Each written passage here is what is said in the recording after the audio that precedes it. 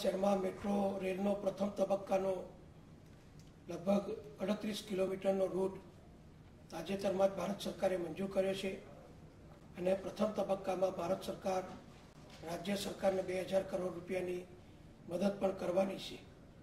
આ પ્રોજેક્ટની શરૂઆત કરવા માટે રાજ્ય સરકાર તરફથી તમામ આયોજનો પૂર્ણ કરવામાં આવ્યા છે। મેટ્રો પ્રોજેક્ટ માટે અમદાવાદમાં રેલવેની 8 કિલોમીટર લાંબી અને આપણી જરૂરિયાત પ્રમાણેની મેટ્રો માટેની જે જમીન જોઈતી હતી એ જમીન વાપરવા માટે આપણને મંજૂરી કેન્દ્ર સરકારના રેલવે વિભાગ અને રેલવે બોર્ડ તરફથી આપવામાં આવી છે।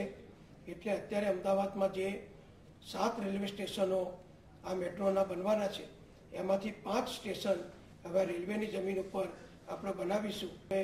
આપણે 8 કિલોમીટરની જમીન જે વેજલપુરથી શરૂ કરીને લગભગ